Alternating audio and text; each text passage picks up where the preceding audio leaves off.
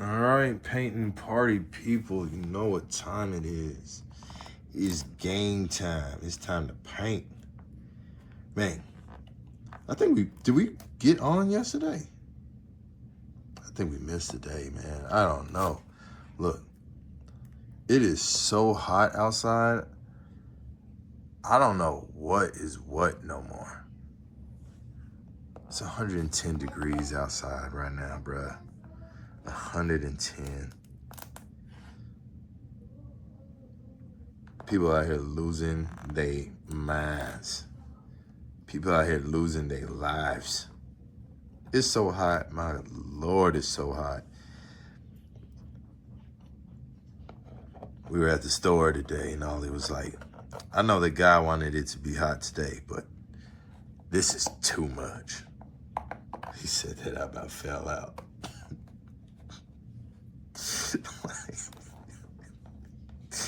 What this kid know about? Nah, but he was right though. This is too much. Like, seriously. I'm here cracking jokes, but you need to call and check in on your people today. All right. Yes, I know we are trying to make this painting about self-worth and whatnot, but like, today is the day to check in on somebody else.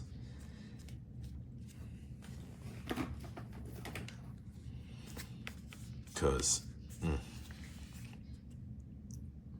right, so like I was saying, here we go. We got this painting that we're making, and it is not a painting. It's a bridge. It is a bridge to self-worth. And that's why we have what we have written on the bottom of this canvas. Right? And that's why I like to start the painting sessions in this orientation, so that you can see that it is not a painting, but it is a bridge. Suspended in the air, connecting us from one point to the next.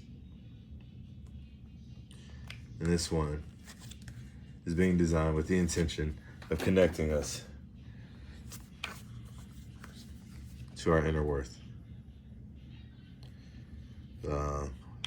Once again, I am listening to help me realize this. I'm listening to Don Shirley. Not only Don Shirley today. I mean, y'all can't hear that. I got these headphones on. Well, I got like one headphone on. Blah. All right, this is our image. This is what we are working on. Ain't she beautiful? Ain't she beautiful? All right, today we're gonna be working on this truck. Largely, we'll be working on the truck. I'm gonna zoom in so you can see what I'm working on.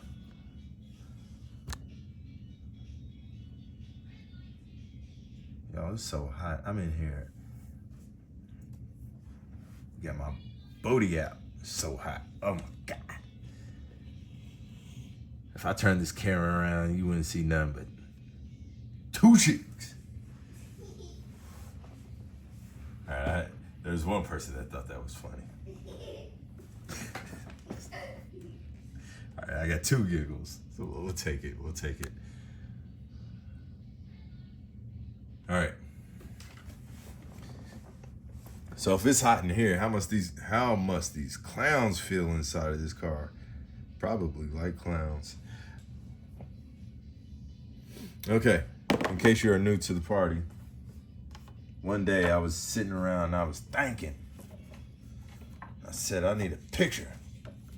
Come on, brain, give me a picture. And my brain was like, hey, you remember when we were kids and you had on the clowns coming out the car? What if we did something like that? And this is what came to me.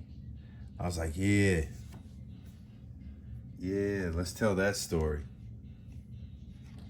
And then I was, it was a little bit of a mental load, right? And then I was like, okay, let's put it in the robot, see what the robot says. And the robot was like, hey, your image could look something like this. Now, as you'll see, my picture is just ever so slightly different. And what I want to say about this and what I want to say to artists is like, don't be afraid to use the robot to help you bridge some gaps, right? Because even if the robot gives you an image, you still have to turn that image into art.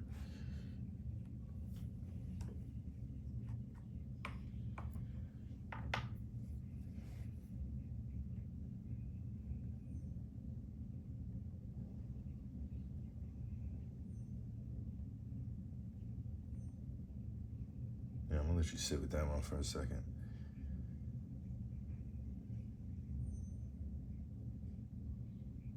But today's gonna be work day, y'all. And you know I got that rule about turning the camera on as fast as you can.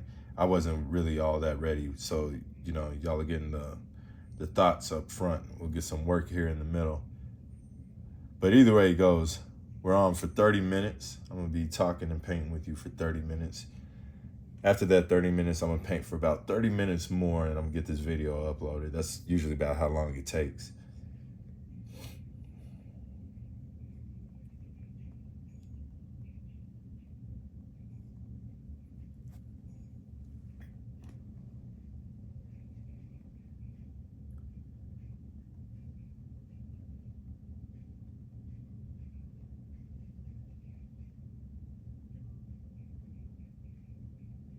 So what is art? I guess that's the question, right?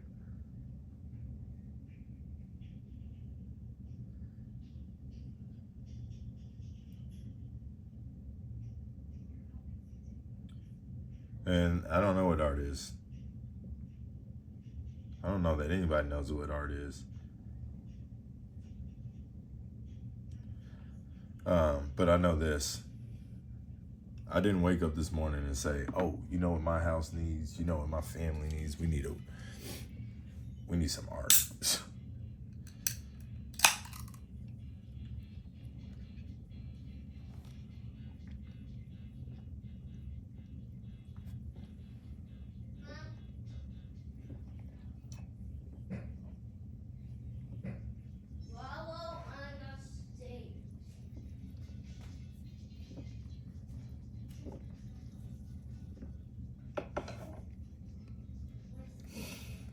Had to drink some of that American Dew, bro. Is it just me, or am I the only one that thinks that American Dew tastes better than Mountain Dew?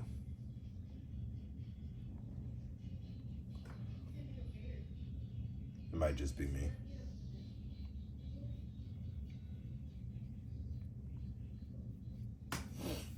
It might not. Hard to say. We're gonna have to get this video out to the people, see what they think. Is it just me?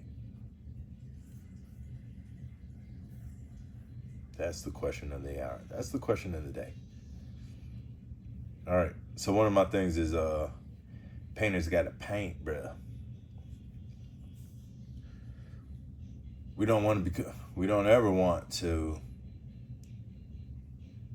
be drawing with our paintbrush. Just draw if you want to draw, bruh. That's really what you want to do. You really want to get in here and use two bristles out of the 1,000 bristles that are available to you to tell your story, then you need a pencil and not a paintbrush. So how do we ensure that we're painting and not drawing with our paintbrush? Well, wet on wet. Right? I just put all this red down. But inside of that red, I'm gonna paint back into it. Right? And I'm looking for like the average of my strokes to tell the story, and not so much a single stroke or a single line to tell my story. I may paint a section for about 20 seconds.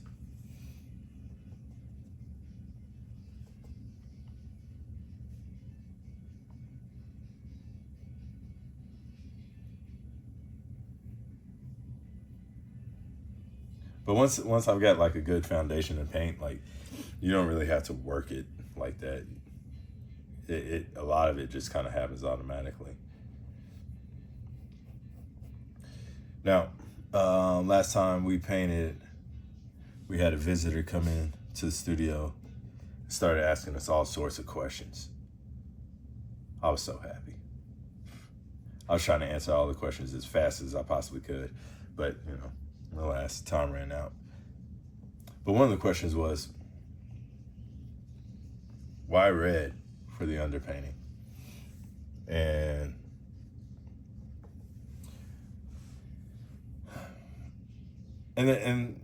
you know, you may choose whatever color you choose to make for your underpainting, but please, by all means, do an underpainting.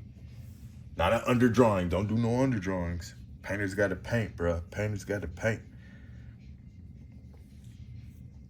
You turn this into a mixed media activity. And look, you got your processes, I understand. You want it to be exact, I get it.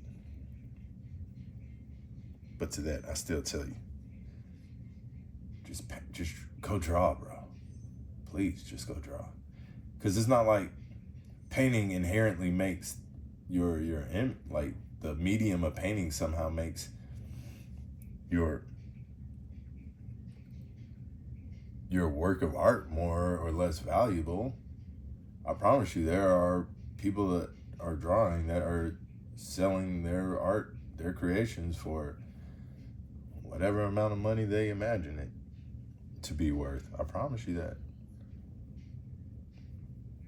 And then you jumping on with a paintbrush, trying to draw with a paintbrush, you got your wires all crossed, and you're working counterintuitively. So, you know, let's paint. Went on a little bit of a tangent there. But only a little bit.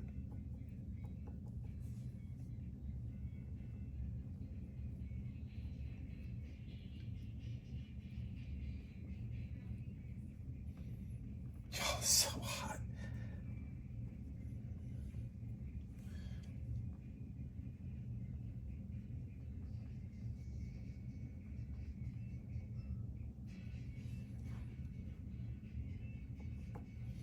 Like, I don't know what you got to do to get out of this heat, but do it.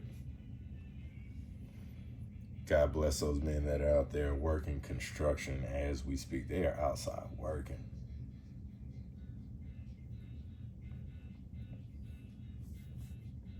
I remember being in the Army. We had some hot days. We was out there in some heat. South Carolina, my Lord, that's got to be one of the hottest places in all the earth. Some way, somehow, South Carolina was hotter than Georgia.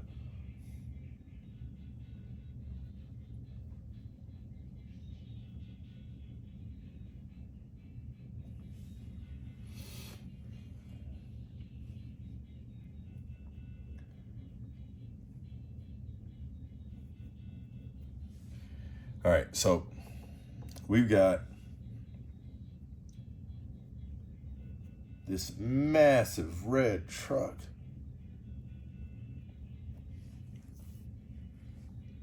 But how do we keep it from overwhelming the hero of our painting?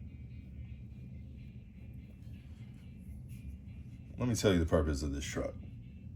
Because this truck is going to be pulling some weight. And I'm not talking about the clowns that's on the inside.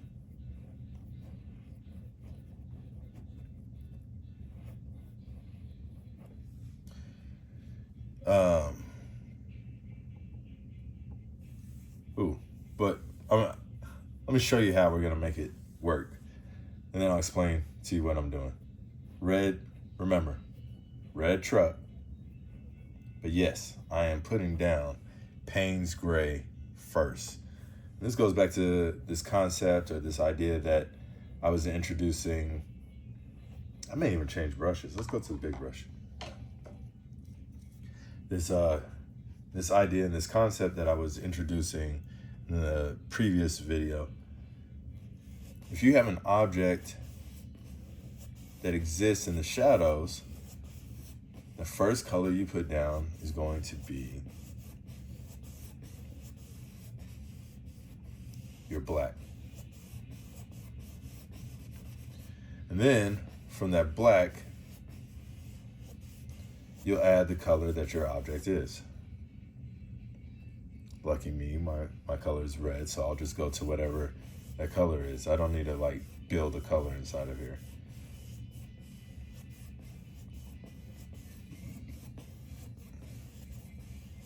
Why am I doing it this way?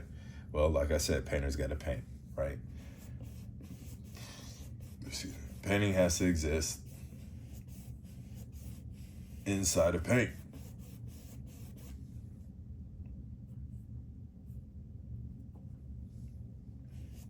I'm probably doing a horrible job explaining this. All right, I got a pretty thick line that's separating the two. I'm gonna go back to the little brush to try to soften this or make it make more sense. Okay, but this part of the truck exists in the shadow, but we don't want to just put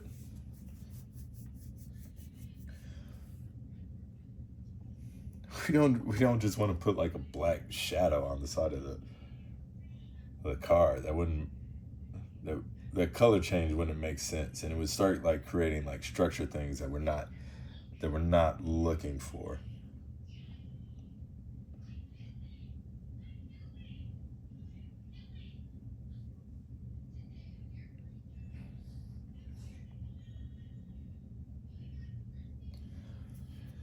So we'll just keep adding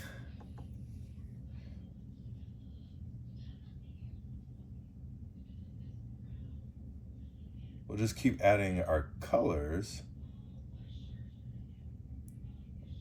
until we have the color that we want. But this color is overcoming, like the color that we're experiencing, that we're seeing, has to overcome the shadow.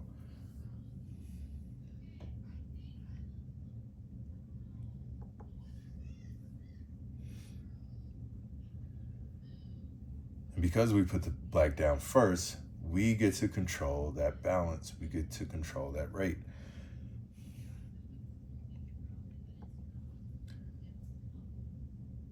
I could put a white highlight inside of this shadow.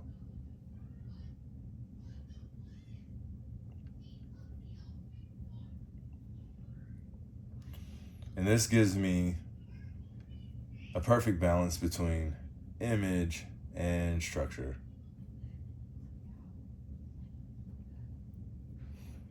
And especially for an object this large, and the delicate balance of like maintaining the focal point, this is like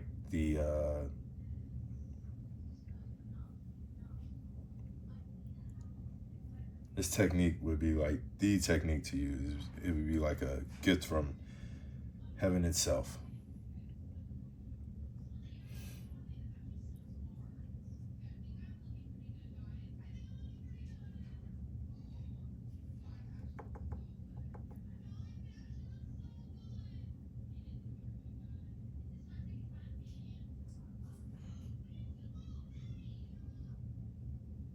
So I'll just keep adding red to shrink this highlight, the width of the highlight.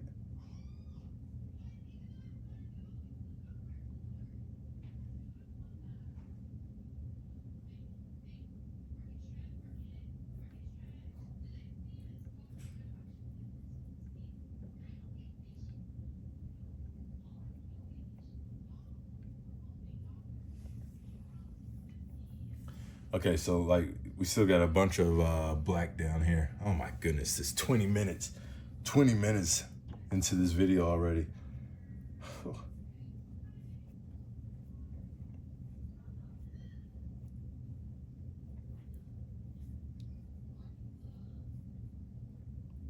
Do I have enough red here?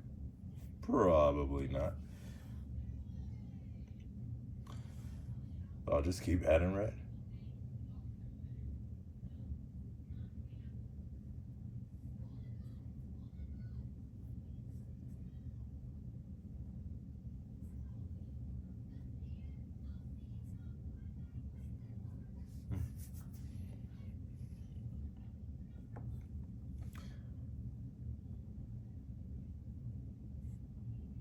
Now there's some details in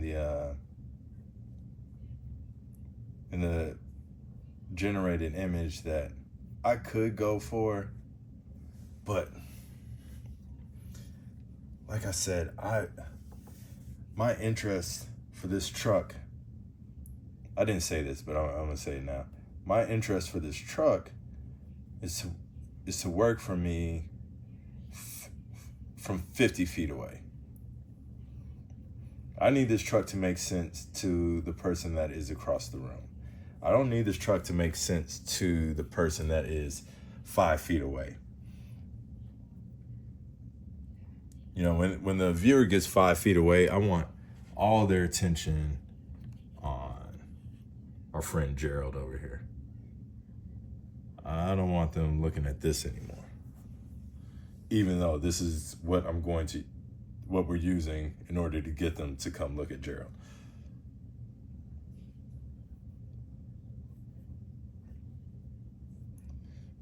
You know, and I think that's something that every painter, every artist should consider with every work of art that they have. You built this beautiful, intricate work of art sitting at your desk. You know, you're a foot away from it, breathing on it.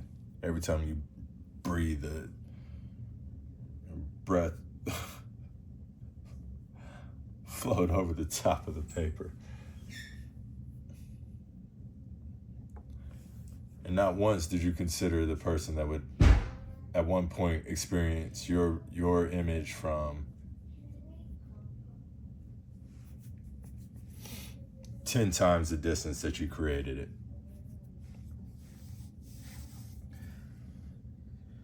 Okay, we got something on for the side of the truck.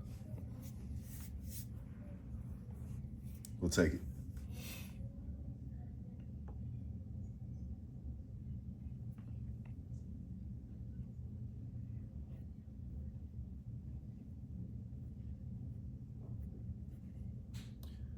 All right, you see how I ended up with this hard edge, but then I ended up with something a little bit softer just right here on this corner.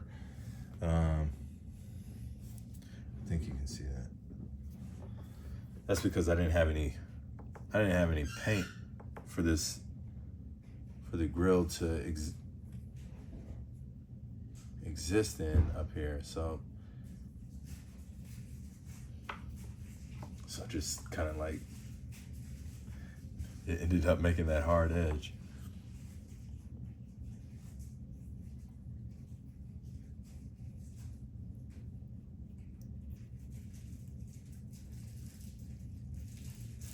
Man, we're gonna be coming into the prepared clothes here pretty soon. That look, it makes me sad. But every painting kind of goes the same. I do the first 30 minutes of my painting session recorded. Then I paint on the painting for about 30 more minutes while I upload the first 30 minutes online, and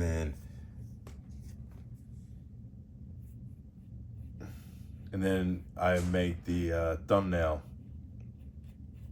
based off of the end of my painting session.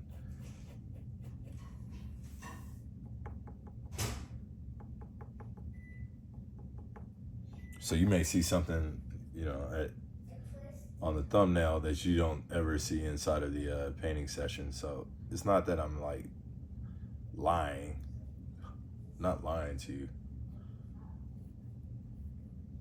I'm just giving you the very end at the very front.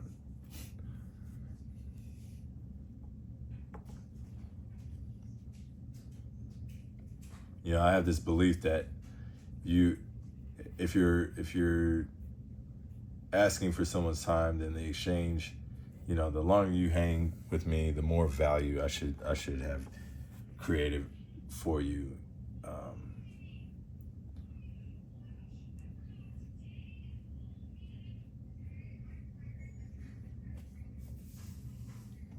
And that can be, that's a lot.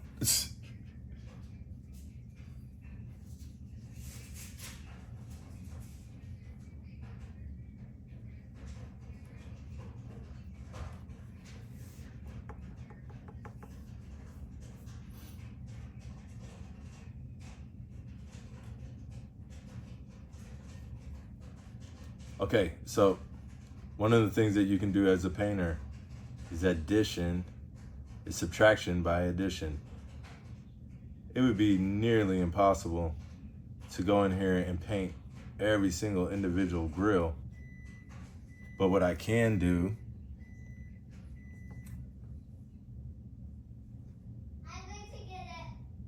is paint and leave. I can paint over and leave some. And this will give me a lot more grills, a lot more of the grill. And I can even like control the rate of the gap.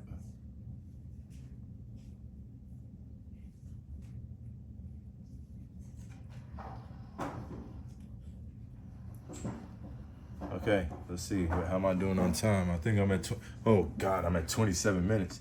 It's time for the prepare to close.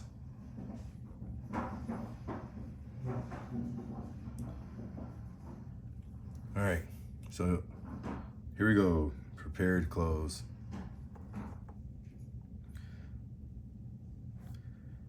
Today I started with the reference image, and somewhere along the way, I realized that's not really the job. Anybody can start with an image. The responsibility of the artist begins after the reference. Say what, Sway? The reference tells you what something looked like. It doesn't tell you what matters. It doesn't tell you what to emphasize, what to remove, what to exaggerate, or what to leave behind. It can't decide where the light belongs. It can't decide what deserves the viewer's attention. Those decisions belong to you, my artist friend.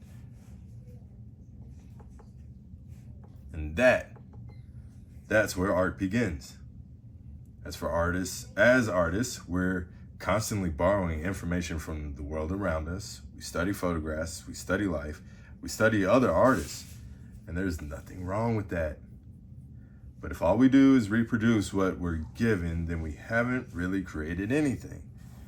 We've only transferred information from one surface to another. The act of art asks more of us. It asks us to observe, to interpret, and then contribute something that wasn't there before. So if you find yourself working from a reference this week, don't ask yourself, how do I copy this? Ask yourself, what am I trying to say that this image can't say on its own? Because that's the moment the painting becomes yours.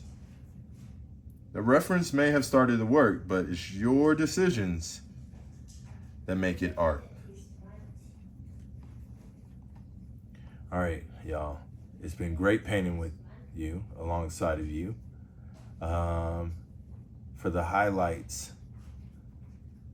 check me out on Instagram, TikTok, either or. That's BW Art on the gram. And I don't know what I am on TikTok. I think it's IMB the rapper, because I got bars. I mean, I just freestyle for 30 minutes. I got bars, bro. And then what else do you need to know? The magazine, where I break a lot of this stuff down, where I really go in depth on things, on the business, on the art that I've made, the meaning behind it. You can get that through the webpage, and that's rightoutthebox.com, link in the bio.